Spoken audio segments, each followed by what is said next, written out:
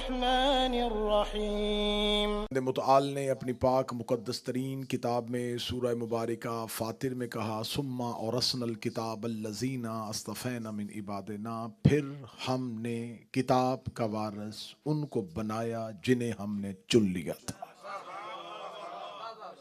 कुरान और वारिसाने कुरान, इस मौजू पे आज पहली मजलिस आपकी तवज्जोहात को हदिया की जा रही है कि कुरान क्या है, वारिसाने कुरान कौन है, कुरान किस किस हालतों में आता है और वारिसाने कुरान कैसे कैसे इसकी हिफाजत करते हैं। खुदावंद मुतआल ने इस आयत में लफ्ज़ इस्तेमाल किया है सुम्मा और रसनल किताब। लफ्ज़ किताब इस्तेमाल हुआ, लेकिन तर्जमा करने वालों ने जब तर्जमा किया तो उन्होंने तर्जमा कहा बेशक हमने कुरान का वारिस, क्योंकि हर साहिब अक्ल और साहिब शऊर और साहिब इल्म और फ़हम और फ़रासत ये मानता है कि जब खुदा किताब कहता है तो उससे मुराद कुरान होता है। जब खुदा ने किताब कहा है तो किताब से मुराद कुरान है। मेरे सामने मेरी कौम का मुस्तकबिल बच्चे, उनके लिए बात वाज़े करूं, बेशक ये एक मानी है और लफ्ज़ें दो हैं, किताब और कुरान, ये दोनों एक ही मानी में इस्तेमाल होती है। मफहूम थोड़े थोड़े जुदा है, मैं मफहूम जो है वो जुदा वो बयान कर देता हूं। किताब कहते हैं लिखी हुई, कुरान कहते हैं पढ़ी हुई। तमहीद में आप साथ देंगे तो लुत्फ आएगा। जो लिखी जा चुकी हो उसे किताब कहते हैं, काताबा। अब ये जितने भी ग्रामर के सीगे हैं ये सब लिखने से मुताल्लिक है। किताब लिखने से मुताल्लिक, कुरान इकरा, सर ने जुबान हिलाएंगे, किरात करना, पढ़ना। इसका मतलब जो लिखी हो वो किताब, जो पढ़ी जाए वो कुरान। खुदा ने एक ही मानी के लिए मुख्तलिफ अल्फाज इस्तेमाल इसलिए किए कि कुरान मुख्तलिफ मराहिल में होता है। जब वो पढ़ा नहीं जा रहा था तब वो लिखा जा चुका था। जब कुरान नबी की जुबान से पढ़ा नहीं जा रहा था तो इसका मतलब यह नहीं है कि उसका वजूद नहीं था, वो वजूद में था लेकिन मकतूब में था, वो लिखा हुआ था।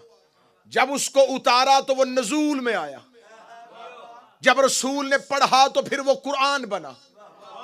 पहले था किताब की सूरत में, पढ़ा गया तो कुरान की सूरत में। खुदा ने लफ्ज़ कुरान भी कुरान में रखा, लफ्ज़ किताब को भी कुरान में रखा।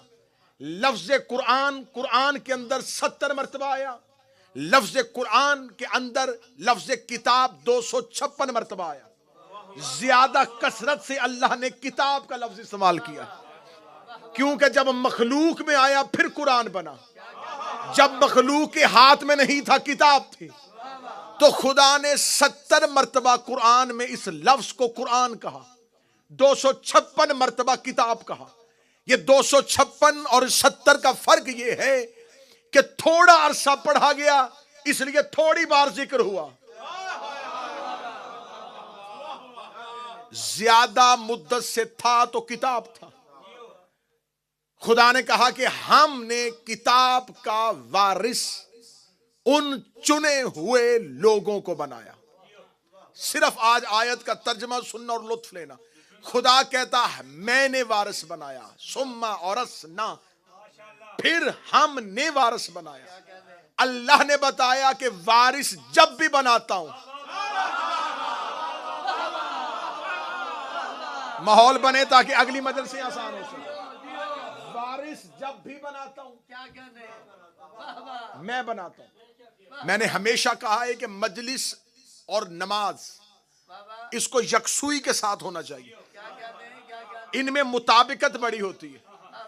मजलिस और मस्जिद में नमाज दोनों की पहली सफों के तकाजे मुख्तलिफ हैं। मस्जिद में नमाज की पहली सफ में भी वो नमाजी आए जिसकी किरात भी ठीक हो, अगर मौलाना भूल जाए तो वो दोहरा भी सके। शरई मसला है, शरई मसला है, ये शरई मसला है कि अकरीम साहब पहली सब में वो बंदा आए, अगर मौलाना भूल जाए तो पीछे से दोहरा दे। इसलिए कहते हैं कि बच्चों को पीछे खड़ा करो। बिल्कुल ऐसे ही मस्जिद की नमाज की सफ और मजलिस शबीर की सफ, ये पहली सफ वालों का तकाजा और है। ठीक है, तकबीरतुल एहराम आगे से शुरू होती है और पीछे तक जाती है। मजलिस शबीर में ताईद आगे से शुरू होगी और पीछे तक जाएगी। एक चीज। दूसरी चीज ये कि कल भी गुजारिश की थी, फिर गुजारिश कर रहा हूं कि मजलिस हुसैन में आओ तो कोशिश करो। ये नहीं है कि नाज में मिंबर कहे, खतीब जाकर कहे तो फिर आप अपनी अपनी जगह से हिले, क्योंकि जमात का असूल है कि जब तक पहली सफ पूरी ना हो दूसरी सफ बनती नहीं है। तीसरी सफ वाला दूसरी सफ वाले से कहता आगे हो, पहले अगली जगह पूरी कर। तो लिहाजा कोशिश किया करें। और तीसरी और आखिरी बात, इंतहाई माजरत के साथ, बगैर शरई वजह से दीवार की टेक लगाना ऐसे ही है जैसे डिसेबल जगह पे पार्क करना है।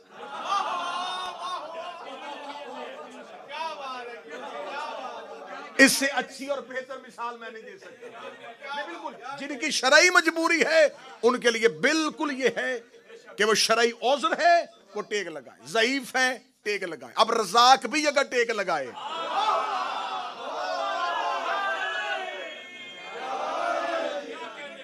तो लिहाजा जो नौजवान होते हो, ये मजलिसों की जीनत बना करो, सामने बैठा करो। जवान मजलिसों की जीनत बना करो। जवानी की जीनत जिक्र हुसैन है।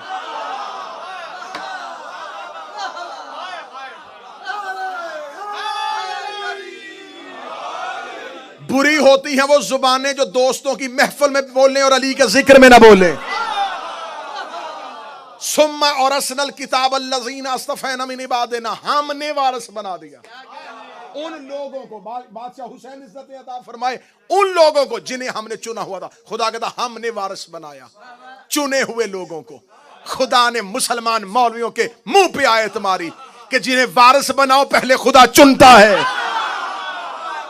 बंदों का चुना वारिस नहीं होता, अल्लाह का चुना वारिस होता। मौला हुसैन इज्जत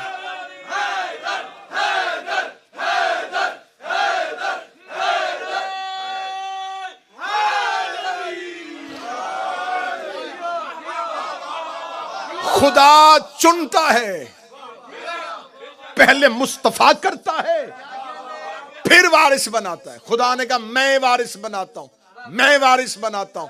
खुदा ने कहा मैं सुम्मा और असना, मेरे मालिक तू कह देता हाफिज बनाता हूं,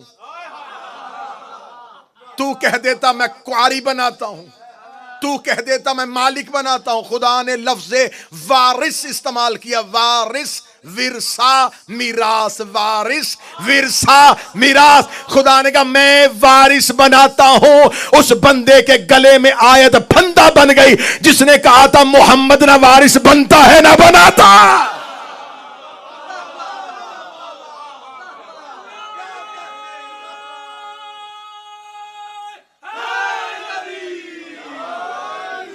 अगर रियाज भाई, अगर खुदा शाह जी वारिस ना बनाता, वारिस बनाना अल्लाह की सुन्नत। खुदा ने कहा मैं वारिस बनाता हूं, मैं वारिस बनाता हूं। बिस्मिल्लाह। उन लोगों को जिन्हें मैंने मुस्तफा किया हुआ। किसका वारिस बनाता हूं? किताब का। जब कुरान नहीं थी तो किताब के वारिस थे। आसमान से कितनी किताबें नाज़िल हुई जी? चार किताबें आसमान से नाज़िल हुई। जनाब दाऊद पे ज़बूर, मूसा पे तौरात और ईसा पे इंजील। वो चारों किताबें कुरान समेत आज भी दुनिया में मौजूद है। लेकिन हर मुसलमान का यह अकीदा है, तीन असल हालत में नहीं, चौथी असल हालत में। वो जितनी भी किताबें हमारे रसूल से पहले नाज़िल हुई, वो लिखी हुई हाथों पे आई। हजरत मूसा के दौर पे लोह उतरती थी, एक नूर की तख्ती होती थी जिस पे अल्लाह हुक्म लिखता था, मूसा पे उतार दे, मूसा उसे पढ़ता था, सुना देता था। सहीफे भी उतरते थे। किताबें और होती हैं, सहीफे और होते हैं। मैं अपने बच्चों को आसान मिसाल देता हूं, किताब और सहीफे की हैसियत बिल्कुल ऐसी ही है जैसे किताब और सफे की होती है। सहीफा सफा, इसे याद रखना। जो अंबिया को खुदा वक्ती अहकामात देता है वो सहीफों में देता है, जो मुसलसल अहकामात देता है वो किताब में देता है। खुदा ने अंबिया पे, हर नबी पे सहीफे भी उतरते थे, लेकिन ये किताबें जो अंबिया पे उतारी खुदा ने इनके हाथों पे उतारी, हाथों पे उतारी। अहले जुबान उर्दू अदब के साथ ताल्लुक रखने वाले जो लोग होंगे हसन भाई, या जितने भी अहबाब जुबान उर्दू से ताल्लुक रखते हैं, वो अगले जुमले पे मुझे दाद दे देंगे। जो किताब हाथों पे आई वो उम्मत के हाथ लग गई। बादशाह हुसैन जो किताबें हाथों में आई वो उम्मत के हाथ लग गई। इसलिए आज ना तौरात अपनी असल हालत में, ना अंजील, ना ज़बूर। आज मुसलमान शिया सुन्नी अहले हदीस हनफी देवबंदी शाफी मालकी हम्बली नक्शबंदी सबका मुतफिका तरीन फैसला है, ये तीन किताबें अपनी असली हालत में नहीं है। यहूदी कह रहे हैं हमारी तौरात को मानो, ईसाई कह रहे हैं हमारी अंजील को मानो, लेकिन मुसलमान मौलवी चीख चीख के कहते हैं हम नहीं मान सकते, हमारी मजबूरी है, क्योंकि तुमने अल्लाह की बनाई हुई किताब को बदल दिया था, अल्लाह की बनाई हुई किताब को बदल दिया था, तुमने अल्लाह की उतारी हुई किताब को बदल दिया था। मुझे उस बंदे का चेहरा देखना है जो इतनी मेहनत के बाद भी ना बोले तुमने अल्लाह की बनाई हुई किताब को बदल दिया। इसका मतलब सारे मौलवी मान गए जो अल्लाह का बनाया हुआ बदल दे वो गुमराह हो जाता है, जो अल्लाह का बनाया हुआ बदल दे वो गुमराह हो जाता है। अगर ये मान गए तो आप बताओ गदीर में अल्लाह का बनाया सकीफे में बदला क्यों था?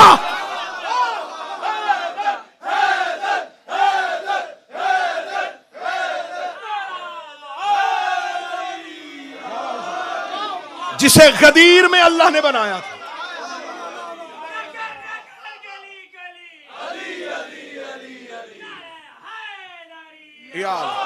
जिसे गदीर में अल्लाह ने बनाया था, उसे तुमने सकीफा में बदला क्यों? अगर अल्लाह का बनाया हुआ बदलने से लोग गुमराह हो जाते हैं। उन्होंने भी 3 दफा बदले।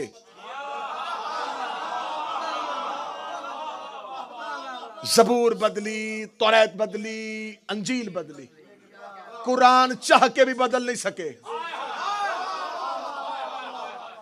3 बदल गई, चौथा नहीं बदला।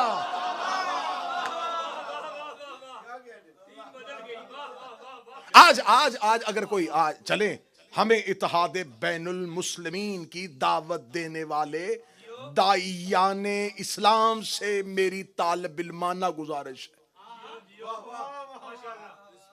जो ये कहते हैं ना इत्तेहाद होना चाहिए, इत्तेहाद अहम जरूर, इत्तेहाद होना चाहिए, नजरियात बेच के नहीं, अकीदे गिरवी रखवा के नहीं, नस्लें गूंगी करवा के नहीं। इत्तेहाद बैनुल मुस्लिमीन तो फिर तुम पहले इंसानियत का इत्तेहाद करो। आज यहूदी और ईसाई कहें कि हम आपके साथ दोस्ती चाहते हैं, बस इतना सा काम करें, हम आपका कुरान मान लेते हैं, आप हमारी तौरात मान लें। आज पूरी दुनिया में ना जी, स्वीडन में तौहीन हुई है जी, गुस्ताखी हुई है, कुरान की तौहीन है, कुरान की तौहीन है, कुरान की तौहीन है। खुदा कुरान में खुद बता रहा है किस किस ने कब कब तौहीन की है। अगली मजलिसों में खोल खोल के बयान किया जाएगा कि कहां कहां किस किस ने कुरान की तौहीन की थी। खुदा खुद कह रहा है कि क़यामत वाले दिन कुरान जख्मी हालत में आएगा। ये जख्म किसने दिए थे, मजालिस में सुनते रहिएगा। यहां आज कोई कहे हमारी तौरात को मान लो, हम तुम्हारा कुरान मान लेते, हमारी अंजील मान लो, हम तुम्हारा कुरान मानेंगे, हमारी ज़बूर मानो, हम तुम्हारा कुरान मानेंगे।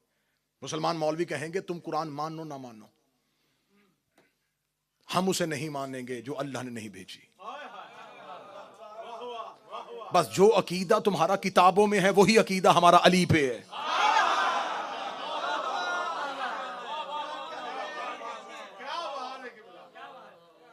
सुम्मा और असल किताब अल्लज़ीना इस्तफ़ैना मिन इबादिना, हमने वारिस बना दिया किताब का उन लोगों को जिन्हें हमने मुस्तफ़ा किया हो। 3 किताबें हाथों पे आई, उम्मत के हाथ आ गई। चौथी किताब को अल्लाह ने क़यामत तक महफूज रखना था। अच्छा, ये जो चौथी किताब आई इसने पहली गुज़िश्ता किताबों की तस्दीक भी की। कुरान ने आके ये नहीं कहा कि तौरात गलत थी, माज़अल्लाह अंजील और ज़बूर। उसने कहा नहीं, तौरात भी हक है, अंजील भी हक है, ज़बूर भी हक है, ये उतरी थी नबियों पे, वो अंबिया भी हक है, जिन पे उतरी थी वो अंबिया हक है। कुरान ने उनकी तस्दीक की क्योंकि कुरान है हादी, और ये हादी का फलसफा है, वो पिछले की तस्दीक करता है, अगले का ऐलान करता है। हाय हाय हाय हाय, जो पिछले की तस्दीक ना करे ना करवाओ, जो पिछले की तस्दीक ना करे। मतवज्जे साहबान मेरी तरफ रखिएगा, इंतहाई संजीदा मौजू। जो पिछले की तस्दीक ना करे, अगले का ऐलान ना करे, वो हादी नहीं होता। खुदा कुरान हादी है। हादी ने क्या किया? उसने कहा तौरात भी हक, अंजील भी हक, ज़बूर भी हक। हादी वो होता है जो गुज़िश्ता की तस्दीक करे, अगले का ऐलान करे। मुसलमानों ने हदायत के रास्ते दो लिए, एक खिलाफत एक इमामत, एक खिलाफत एक इमामत, एक खिलाफत एक इमामत। अब बताना इनमें से हादी कौन है? खुलफा में से अब्बासियों ने उमवियों पे लानत की थी, 12 में से हर एक ने पिछले की तस्दीक की है, अगले का ऐलान किया।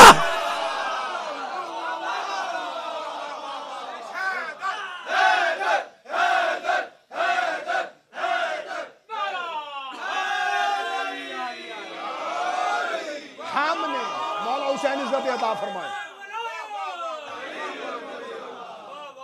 हमने कुरान को हमने वारिस बनाया। हमने वारिस बनाया उनको जिनको हमने मुस्तफा किया हुआ था। बादशाह हुसैन इज्जत दे, शहजादी इज्जत अता फरमाए। हमने कुरान का वारिस, किताब का वारिस उनको बनाया जिन्हें हमने चुना हुआ। 3 हाथों पे आई, चौथी खुदा ने मोहम्मद के दिल पे उतारा। अब कल्बे मोहम्मद तक किसी की रसाई नहीं थी। मैंने जी कल्बे मोहम्मद कह के रायत की है, दोषे मोहम्मद तक नहीं थी। आज तौरात बदली है, अंजील बदली है, ज़बूर बदली है, कुरान क्यों नहीं बदला? क्योंकि दिल में महफूज था, कल्बे पैगंबर में उतारा। कल्बे पैगंबर तक किसी की रसाई नहीं थी, कल्बे मोहम्मद तक कोई पहुंच नहीं सकता था। जो भी आया कदमे मोहम्मद में आया है, कल्बे मोहम्मद पे नहीं आया। कदमे मोहम्मद पे, कदमे मोहम्मद पे, कदमे मोहम्मद पे। 16 रजब अली दस्ते मोहम्मद पे, 15 रमजान हसन दस्ते मोहम्मद पे, 3 शबान हुसैन दस्ते मोहम्मद पे, सहाबी कदमे मोहम्मद पे, औलाद दस्ते मोहम्मद पे। सहाबी और अहले बैत में इतना फर्क है जितना हाथ और पांव में होता है।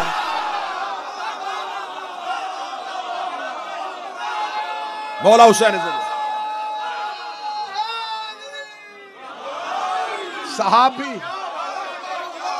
सहाबी में और अहले बैत में फर्क ये है।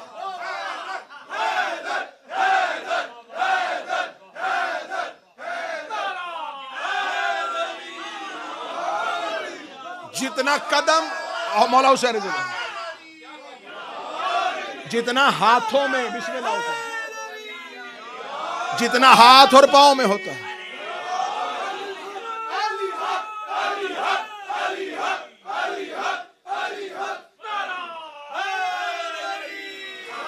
जितना हाथ और पांव में होता है,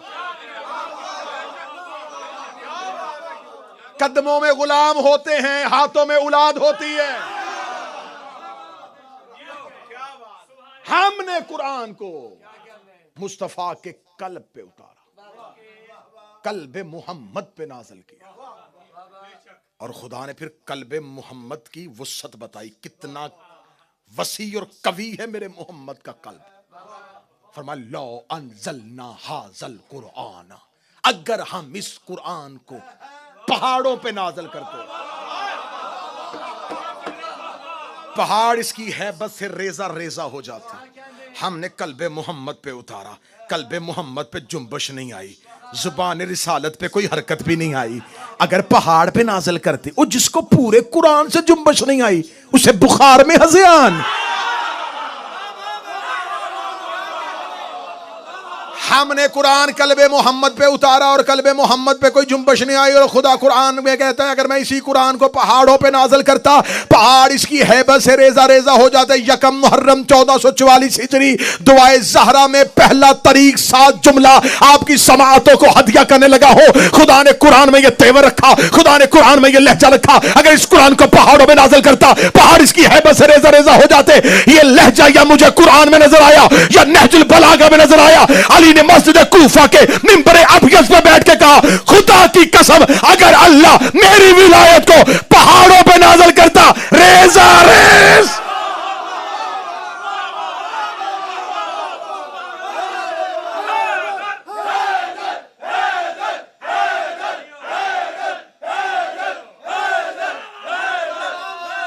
बिस्मिल्लाह।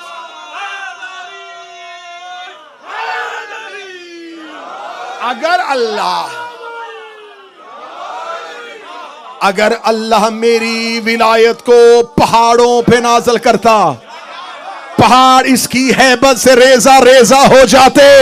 इसका मतलब कुरान और अली की विलायत एक ही चीज। नहजुल बलागा में अली कह रहे हैं मेरी विलायत। लफ्ज अच्छा करके देने लगा, बहुत अच्छा करके देने लगा। जिसे अल्लाह कुरान में कुरान कहता है, उसे नहजुल बलागा में अली अपनी विलायत कहता है।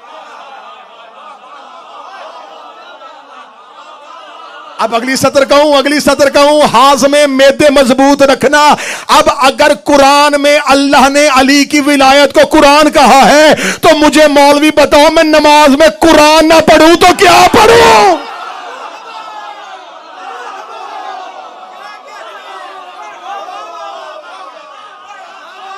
अगर हम इसे पहाड़ों पे नाज़िल करते, पहाड़ इसकी हैबत से रेजा रेजा हो जाते।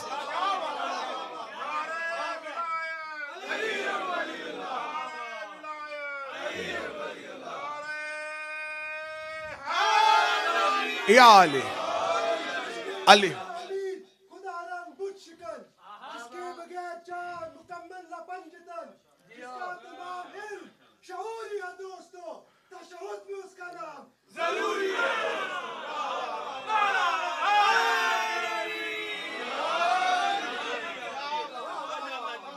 हमने कुरान नबी के कल्ब पे उतारा, दिले मुस्तफा पे उतरा। मौलाना रूम का शेर पढ़ने लगा। मौलाना रूम कहते हैं मोहम्मद किबला जहान दो आलम।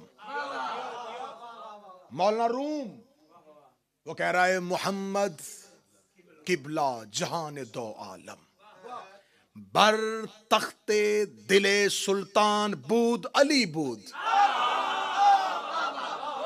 मौलाना रूम कह रहा है मोहम्मद आलमीन का किबला है, मगर उसके तख्ते दिल का बादशाह अली है। मोहम्मद के दिल का बादशाह अली है। खुदा कहता है मैंने कुरान दिल पे उतारा है। कुरान वही उतरा है जहां अली उतरा।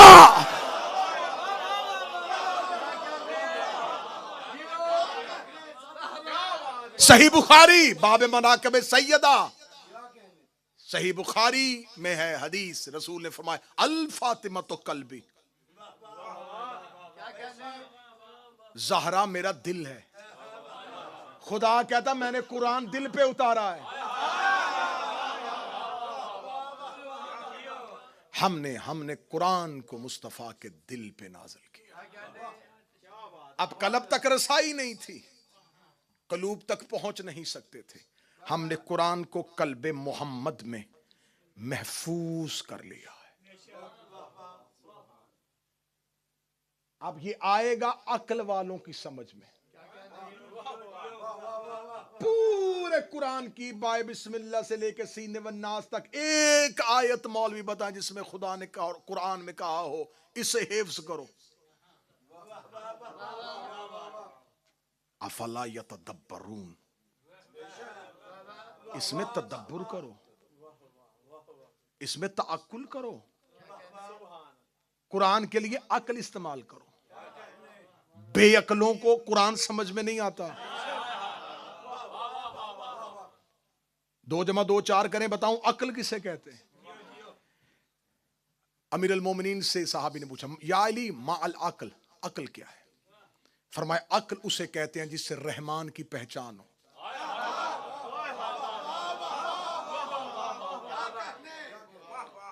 उसने कहा मौला इसका मतलब जो भी रहमान को पहचाने वो साहिब अक्ल है। फरमाया मैंने रब को मानने का नहीं कहा, रहमान को पहचाने। वहीं बैठे उस शख्स ने कहा मौला वो जो आपका दुश्मन शाम में नहीं बैठा उसके बारे में लोग बड़ा कहते हैं कि वो बड़ा अक्लमंद है। फरमाया अक्ल की 2 किस्में हैं। एक अक्ल वो है जो रहमान का पता देती है, एक अक्ल वो है जो शैतान का पता देती है। जो अली से दूर होकर अक्ल इस्तेमाल करे वो शैतानियत है, रहमानियत नहीं है। रसूल से एक साहबी ने आके पूछा, रसूल मस्जिद नबी बैठे थे, उसने कहा या रसूल अल्लाह, अल्लाह ने सबसे पहले किसे खल्क किया? फरमाया अव्वलो मा खलकल्लाहुल अक्ल, अल्लाह ने सबसे पहले अक्ल को खल्क किया। थोड़ी देर बाद एक दूसरा शख्स आया, उसने कहा या रसूल अल्लाह, अल्लाह ने सबसे पहले क्या चीज बनाई थी? फरमाया अव्वलो मा खलकल्लाहुल कल्ब, अल्लाह ने सबसे पहले कल्ब को खल्क किया। वहीं पे बैठे हुए शाम को एक तीसरा शख्स आया, या रसूल अल्लाह, अल्लाह ने सबसे पहले क्या चीज बनाई थी? फरमाया अव्वलो मा खलकल्लाहु नूरी, अल्लाह ने सबसे पहले मेरे नूर को खल्क किया। एक ऐसा बंदा बैठा था जिसने तीनों के सवाल सुने थे। उसने कहा या रसूल अल्लाह, जान की अमान पाऊं तो एक अर्ज करूं, मैं सुबह से बारगाह रिसालत में हाजिर हूं। पहला शख्स आया था, आपने कहा अल्लाह ने अक्ल को खल्क किया, दूसरे को कहा कल्म को खल्क किया, आप इसको कहा नूर को खल्क किया। तो मेरे या रसूल अल्लाह, अल्लाह ने सबसे पहले खल्क किया किसे था? रसूल के चेहरे पे तबस्सुम आया। फरमाया तू क्या समझता है ये तीनों अलहदा अलहदा है? अक्ल भी हम है, कलम भी हम है, नूर भी हम है। अब मैं बड़ा खूबसूरत जुमला यहीं पे इल्हाम हो गया तो मैं यहीं पे देने लगा। कितना बड़ा बादशाह था वो जिसने इस्लाम आने से पहले ही बेटे का नाम अकील रख दिया था। हाय हाय हाय हाय, क्या कमाल बादशाह था वो। अकील कहते हैं साहिब अक्ल को। हजरत अबू तालिब के 4 बेटे, इस्लाम नहीं आया। पहला बेटा तालिब। किस दौर में अबू तालिब नाम रख रहा है? जब लोग जानवरों के नामों पे नाम रखते थे। हाँ हाँ हाँ, अरब के लोगों के पास तो नाम थे ही नहीं। पहाड़ों के नाम पे, बुतों के नाम पे, घर से बाहर निकलना गिरी हुई चीज को देखना, बेटे का नाम रख देना। क्या क्या नाम बताऊं, कैसे कैसे गलीज जानवरों के नामों पे नाम थे। मेरे सामने वो आज वो तख्ती नहीं है जिस पे लिखा हुआ ये नाम नहीं लेने, बस जितने वो लिखे हुए थे उन सब पे नाम थे।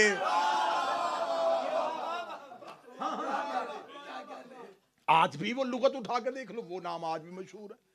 उस दौर में लोगों के पास कोई इज्जत शर्फ वाली नाम ही नहीं थे। ये तो अल्लाह ने मेहरबानी कर दी कि उसने इनके कई नाम रख दिए जो आज हमारे कई नाम हो गए। अगर ये सारे ही मोहम्मद होते, इनके नाम इतने रख दिए, इनके अलकाबात इतने उतार दिए, आज जमाने में जितने नाम फैले हुए हैं, ये 14 का सदका है। इस मजमे में से एक एक बंदा खड़ा करूंगा, एक एक नाम 14 का सदका निकलेगा। उस दौर में क्या था? उस दौर में नाम ही नहीं थे, इज्जत शर्फ वाली जगह ही नहीं थी। तो वो जानवरों के नामों पे, बुतों के नामों पे, पहाड़ों के नामों पे। उस दौर में अबू तालिब ने पहले बेटे का नाम तालिब रखा। आप इस दौर में ना समझिएगा वो दौर जहां जानवरों के नामों पे नाम, बुतों के नामों पे नाम, पहाड़ों के नामों पे नाम। अबू तालिब ने रखा तालिब। अरबों में नाम रखा था, अरबों में। अरब तालिब का मानी समझते थे। अगर कोई तालिब हो तो उसका मतलूब जरूरी है। हाय हाय हाय, कोई माहौल बने ना, पता चले। फिर अबू तालिब ने दूसरे बेटे का नाम, तालिब के बाद अकील, अकल वाला, साहिब अकल, मालिक अकल। जितना बोलोगे मैं जुमला बेहतर से बेहतर मानिक, अकल बांटने वाला।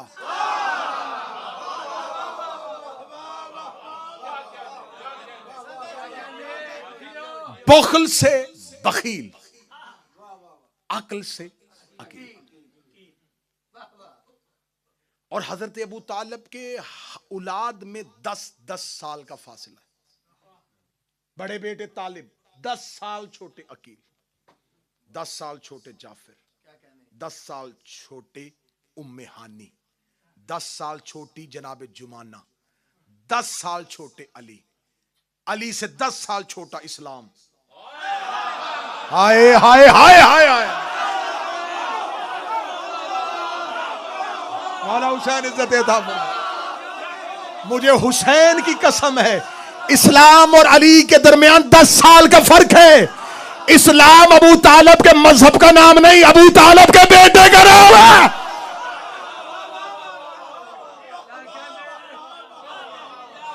तौहीन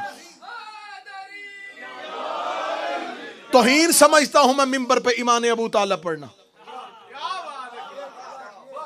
ईमान उसका पढ़ा जाता है जिसका कुफ्र साबित हो।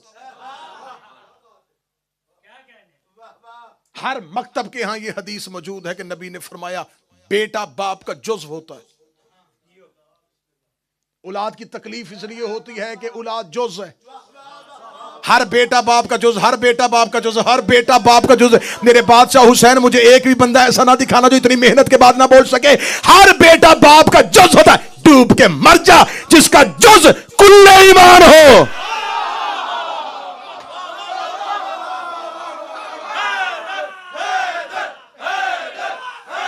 मौला हुसैन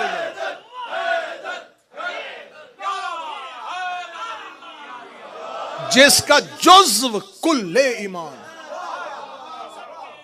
अबू तालिब का जुज़्व ईमान का कुल है। अबू तालिब का जुज़्व ईमान का कुल है। अबू तालिब का जुज़्व ईमान का कुल। जिसका जुज़्व कुल है उसका कुल क्या होगा? सबसे बड़े बेटे का नाम तालिब रखा। अब जरा हजरत अबू तालिब की फिक्र की इर्तका देखना, बुलंदी देखना जरा परवाज की। बड़े बेटे का नाम तालिब। 10 साल बाद जमाने को थोड़ा शऊर आया, बेटे का नाम अकील रख दिया। 10 साल के बाद जमाने ने और करवट बदली, बेटे का नाम जाफिर रख दिया।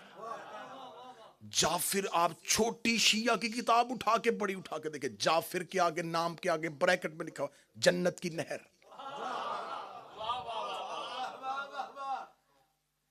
जाफिर का आज भी तर्जमा लुगात उठा के देखो, डिक्शनरी उठा के देखो, अल मुंजद उठा के देखो, फरहंगे आसफिया उठा के देख लो, रागब इस्फहानी को पढ़ के देख लो, जिसको भी पढ़ोगे उसने जाफिर का तर्जमा लिखा जन्नत की नहर। अबू तालिब ने रखा नाम कब था? इस्लाम से कह ले। अबू तालिब को किसने बताया था जन्नत में कोई नहर भी है?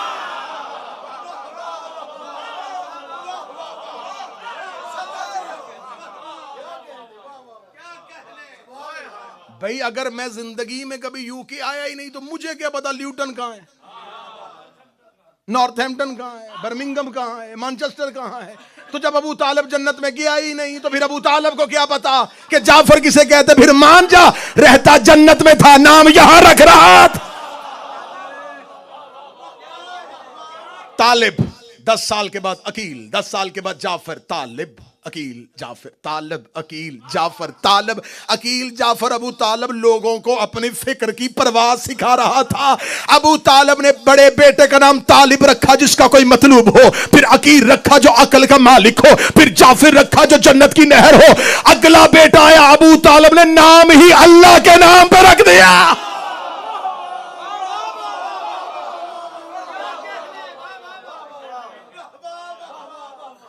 जब अबू तालिब ने बेटे का नाम रखा तो फिर खुदा अपना नाम बदल लेता। अल्लाह के नाम पे नाम रखा अली। उसने कहा वह होवा अलीउल अजीम, मैं भी अजीम अली हूं, मैं भी अली हूं। हम कभी मिंबर से अली बढ़ाते नहीं, वो अली ही क्या जिसे बढ़ाया जाए। बढ़े हुए को अली कहते हैं। अलीउल अजीम, अल्लाह का नाम अलीउल अजीम। आयतुल कुर्सी, बार बार जिन्नात का साया हो, असेब हो, खौफ हो, खतरा हो, अल्लाह ने कहा आयतुल कुर्सी पढ़ो। मेरे मालिक इससे बड़ी बड़ी सूरतें कुरान में मौजूद हैं। ये जितनी खौफनाक चीजें हैं, ये आयतुल कुर्सी से क्यों दौड़ती है?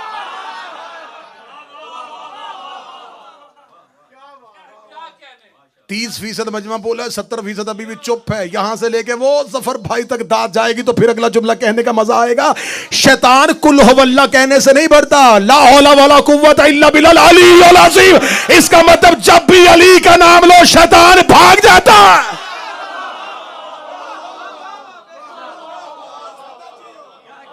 अगर किसी महफिल में, अगर किसी महफिल में अली पढ़ो और कोई उठ के चला जाए, उसे वापस ना लाना। समझ लेना कि बड़े मियां भेस बदल के आए थे। नहीं बर्दाश्त होता आज भी शैतान से अली की फजीलत। बस यहीं से गुफ्तगू का कल मुतसिल करेंगे। दीन पे एहसान है तो अबू तालिब का, अबू तालिब के बेटों का, अबू तालिब की बेटियों का। फजाइल मुख्तसर, जितना हिस्सा फजाइल को दूंगा उतना ही मुसाहिब को दूंगा, क्योंकि मुहर्रम मकसद है रोना। मैंने कभी कोशिश नहीं की कि मैं फजाइल तवील पढ़ूं और मुसाहिब मुख्तसर पढ़ूं। फजाइल पे दाद खतीब की भूख है, मुसाहिब में आंसू ज़हरा की हसरत है। मैं मुसाहिब मुख्तसर पढ़ूं, वो जो शाम से आई है वो मेरी तकरीर सुनने नहीं आई, वो तुम्हारी दाद और तहसीन सुनने नहीं आई, वो अपने घर की फजीलत से बड़ी वाकिफ है। वो तो आती ही इसलिए है कि कोई मेरे हुसैन को रोए, थोड़ी देर कोई हुसैन को रोए, मेरे दिल में तसल्ली हो। जिसे 61 हिजरी को तन्हा समझ के मारा था, आज कई सौ, कई हजारों, कई लाखों, कई करोड़ों से रोने के लिए घरों से निकल पड़े। ये रोना माँ और बेटी की हसरत है। मैं मिन्नत करके कहूंगा अगर मजलिस शबीर में आ जाया करो तो ज़हरा के रुमाल को एक आंसू जरूर दिया करो। वो और थे जिन्होंने खाली वापस भेज दी थी। ऐसे ना हो तेरी आंख के नीचे से ज़हरा का रुमाल खाली चला जाए। जब सैयदा मोमन के रुखसार के नीचे अपना रुमाल रखती है और उसकी आंख से आंसू नहीं निकलता, ज़हरा फिर भी दुआ देती है। दुआ दे के कहती है मेरा अल्लाह तुझे हुसैन की मारिफत दे, तुझे पता तो नहीं कितना जख्मी कर दिया था इन्होंने हुसैन।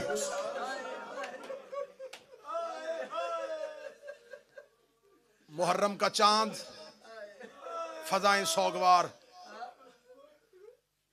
अमीर अल मोमिनीन को रसूल ने कहा था या अली मेरे बाद मेरी उम्मत चांद पे इत्फाक नहीं करेगी, ये चांद पे कभी भी इकट्ठे नहीं होंगे। ज़हूर की अलामात में से एक अलामत ये भी है, जल्दी आए इन दुखी घरों का मालिक ताकि आके बंद दरवाजे खोले। अकबर के सर पे सेहरा हो, कासम की शादी हो, जवान हुआ असगर तख्त पे बैठे, मेरे 12वें की शाही आए। सदा तो गैर सदा से माफी मांग के जुमला कहूंगा, मैंने कल पढ़ दिया था कि मुहर्रम का चांद अली की बेटियों और अली के बेटों ने कहां देखा। आज है यकम मुहर्रम, आज पढ़ा जाएगा हुसैन का मदीने से निकलना। बड़ा मुश्किल होता है शरीफों के लिए वतन छोड़ना, और वतन भी वो जहां मां की कब्र हो, जहां नाना की कब्र हो। घर में बहनों के दरमियान बैठे थे मेरे शहनशाह, जब खबर हुई कि वलीद मलआउन ने दरबार में बुलाया है। दरबार का नाम आना था। हुसैन अपनी जगह से उठे। हुसैन ने बाबे अली वाला अमामा सर पे रखा। मां की शक्ल वाली बहन सामने खड़ी होके हाथ जोड़ के कहती, मेरा दरबारों से एतमाद उठ गया है। मैंने जुमला तेरी हाय के लिए कहा था, तूने समझा ही नहीं। आलिया रो के कहती, हुसैन मेरा दरबारों से एतबार उठ गया है। अगली सतर पे अब हाय कह देना जो रह गए हो। ज़ैनब रो के कहती, जब से मां दरबार से खाली वापस आई है, हुसैन अब कोई दरबार जाने का कहे मेरा दिल घबराना शुरू हो जाता है। हुसैन अगर दरबार में जाना तो अकेले न जाना, बनी हाशम का नरगा साथ लेना। अली की बेटी ने आवाज दी, बुलाओ अकबर, बुलाओ कासम, बुलाओ मुस्लिम, बुलाओ सज्जाद, बुलाओ गाजी, बुलाओ मोहम्मद बिन हनफिया। सारे हाशमी घेरे में लेके जाओ अली के चांद को। बनी हाशम के जवान हाथों से तलवारें बुलंद की हुई। मदीने की गलियों में आगे आगे हुसैन, पीछे पीछे बनी हाशम। मदीने की गलियों में एक सकता तारी हुआ। आज बनी हाशम इस अंदाज से आ रहे थे। हुसैन बनी हाशम के नरगे में, बनी हाशम के घेरे में, एक जैसे कद अली के बेटों की, एक जैसी दाढ़ियां अली के बेटों की। मदीने की गली में निकलने से पहले ज़ैनब दरवाजे पे रो कर दे, रुक जाओ, मैं तुम्हारा कोई सदका दे के भेजूं। मदीने में तुम्हें किसी की नजर न लग जाए हो मेरे अली के जवान बेटो। हुसैन चलते चलते दरबार वलीद के दरवाजे पे आए। वलीद के दरबार के दरवाजे पे आना था। बनी हाशम को हुसैन ने कहा, तुम रुको, बुलाया मुझ अकेले को है। मकसद उस पे खौफ तारी करना नहीं, मकसद उसकी बात सुनना है। बनी हाशम को जब हुसैन करीम ने कह दिया रुक जाओ, हुक्म इमाम अतात वाजिब। जब हुसैन चलने लगे, हुसैन को अपने कदम बोझल महसूस हुए। हुसैन ने कदमों की तरफ देखा, अब्बास का हाथ कदमों पे था। रो के आहिस्ता से कहता, तुझे तेरी मां का वास्ता मुझे साथ ले जा। हुसैन रो के कहते, अब्बास जब मैंने अकबर को रोक दिया, जब मैंने सज्जाद को रोक दिया, अब्बास तू क्यों नहीं रुक रहा। अब्बास के दोनों हाथ कदमों पे थे। रो के कहता, मौला जब तू सर पे अमामा बांध रहा था, अली की बेटी ने मेरा हाथ पकड़ा, मुझे घर के दरवाजे पे ले जाके कहती, अब्बास दरबार में मेरे हुसैन को अकेला न जाने देना। मैं क्या करूं, बहन का हुक्म मानूं या भाई का हुक्म मानूं। हुसैन रो के कहते, आलिया जाने मैं जानूं। अब्बास रोक। अब्बास रो के कहता, मौला अगर कुछ हो गया मैं मां को जवाब क्या दूंगा। हुसैन रो कहते, मैं वादा करता हूं अगर मुझे उनकी नीयत पे हल्का सा भी शक हुआ, अब्बास मैं नारा तकबीर बुलंद करूंगा। दरबार का दरवाजा खैबर के दरवाजे से वजनी नहीं है।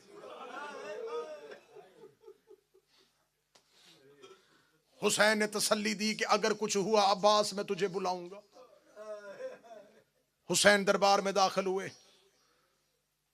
रात ढल चुकी थी। 300 के लगभग किताबें कहती हैं कि लोग कुर्सियों पे बैठे थे। मलाउन तख्त पे बैठा था। एहतराम हुसैन में अपनी जगह से उठा।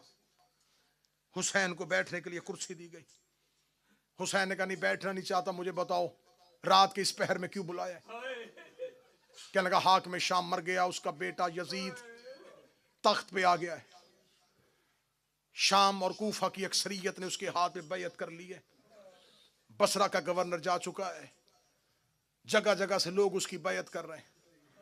वो चाहता है कि आप भी उसकी बैयत करें, इसलिए उसने एक खत आपके नाम लिखा है। यह कह के उसने खत हुसैन इब्न अली के कहा। मौला हुसैन ने खत पकड़ा। खत पकड़ने के कहा, ये खत भेजने का तरीका नहीं। कासिद मेरे दरवाजे पे आता, मैं खत वसूल करता, जवाब दे देता। उसने खत तुझे क्यों दिया है। वलीद ने कहा, हुसैन खत मामूली नहीं, ये सरकारी हुक्म है, इसलिए दरबार में बुलाया है। कि उसने सिर्फ आपके नाम खत नहीं लिखा, खत की पिछली तरफ एक तहरीर मेरे नाम भी है। आपको पैगाम दिया है, मुझे उसने हुक्म दिया। हुसैन का पैगाम क्या और हुक्म क्या? उसका पैगाम है कि हुसैन मेरी बैयत करे, और मुझे हुक्म है कि अगर बैयत ना करे तो सर तन से जुदा कर। मैं मोहम्मद के बेटे के लहू से अपनी तलवार को रंगीन नहीं करना चाहता। यजीद ये समझता है कि तेरा कत्ल आसान है, मैं जानता हूं तेरा कत्ल मुश्किल है। जब उसने कहा ना कि उसने कहा है कि हुसैन का सर तन से जुदा करना, हुसैन ने आंखों में डाल ली आंखें। हुसैन देखेगा तुझे खबर है कि दरवाजे पे कौन खड़ा है? अगर मेरी जुबान से नारा तकबीर तकबीर की रे मुकम्मल नहीं हुई थी, या वलीद के दरबार का दरवाजा बाबे खैबर की तरह हवा में उड़ना शुरू हुआ, अली का शेर बेटा अब्बास इस जलाल से अंदर दाखिल हुआ। हुसैन ने अब्बास के सीने पे हाथ रखा, अब्बास को रोकते रोकते इमामत को 4 कदम पीछे जाना पड़ा। हुसैन रो के कहते अब्बास मैं इमाम बन के कह रहा हूं रुक जा।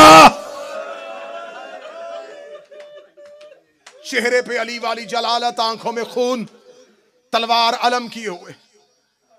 दरबारियों ने कुर्सियां छोड़ी, दीवारों के साथ जाके लगे। वलीद मलौन तक से नीचे उतरा।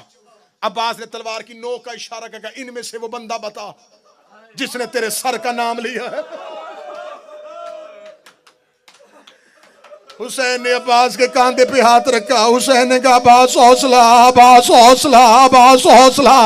ये जुमला कहने के बाद हुसैन ने वलीद से कहा उसे लिख दे, शाम में वो और वक्त था जब तुमने हसन के जनाजे पे तीर मार दिए और मैंने बड़ी मुश्किल से रोका हुआ था अब्बास को।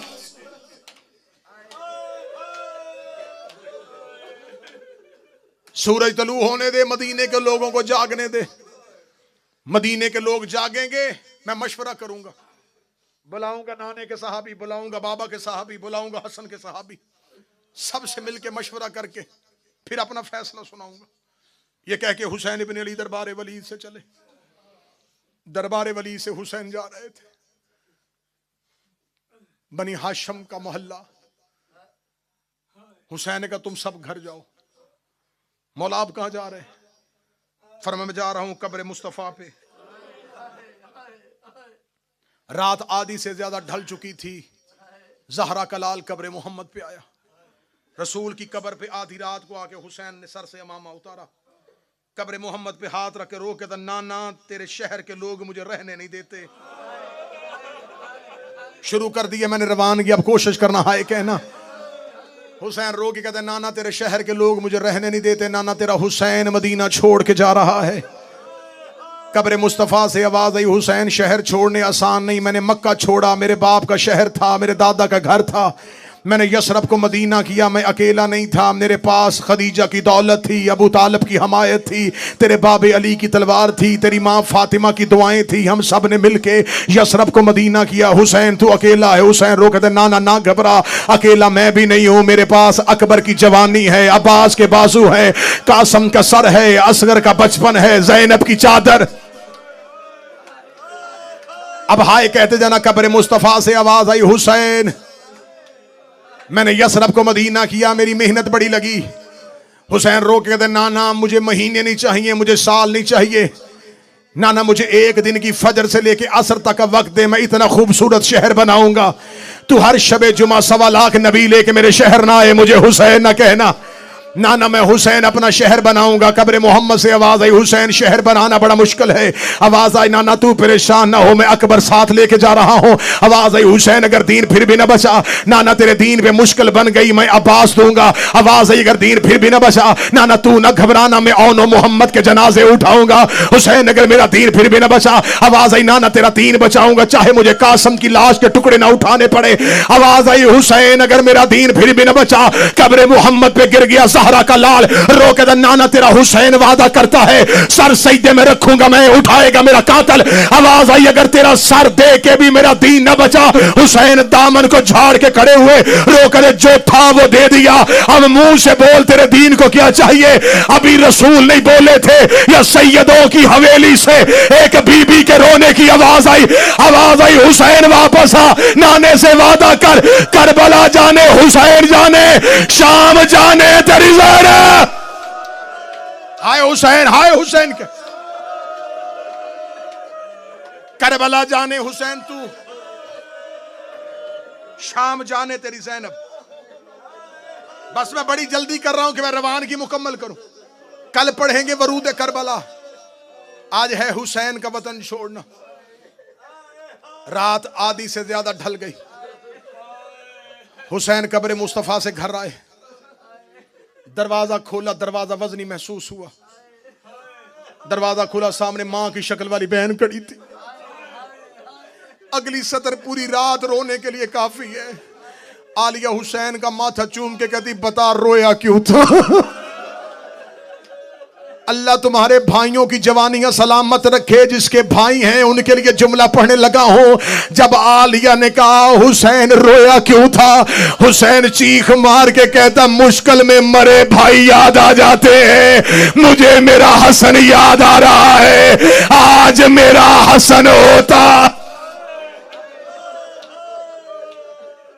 आलिया ने गले में बाहें डाली, रोकेगा ना, घबरा मेरा हुसैन, तेरा हसन मैं, तेरा बाबा मैं, तेरी मां